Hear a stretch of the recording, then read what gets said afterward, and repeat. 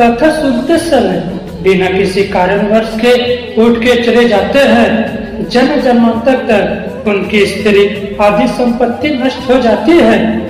जो पुरुष सिर पर पगड़ी आदि धारण करके इस पवित्र कथा को सुनता है, उनके पापी और कुल को बदनाम करने वाले पुत्र उत्पन्न होते हैं। जो अधम मनुष्य बिना भक्ति भाव के पवित्र कथा सुनता है, उनको पुण्य फल की प्राप्ति नहीं होती है।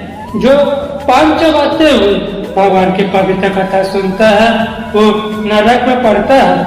जो पाखंडी ऊंचे आसन पर बैठकर कथा सुनता है, वह नरकों को भोग कर अंत में कौवा होता है। जो वीरासन लगाकर अथवा सिंहासन पर बैठकर भगवान की पवित्र कथा सुनता है, वो टेढ़े मेढ़ा भिक्ष होता है।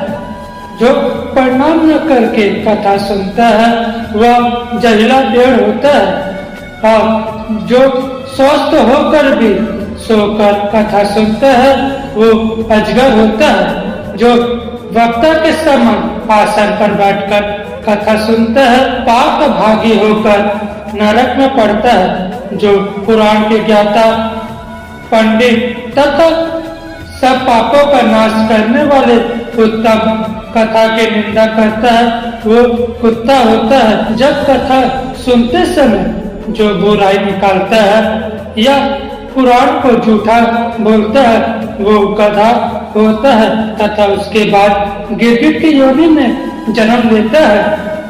जो कथा होते समय उसमें विघ्न डालता है, वो करोड़ों वर्ष तक नरक में भोगकर अंत में ग्राम सुगर होता है। जो पुराण को रखने के लिए वस्त्र चौकी देता है, वो मनवांछित फल की प्राप्ति होता है और देव लोक में जाकर अंत में ब्रह्म लोक में निवास करता है।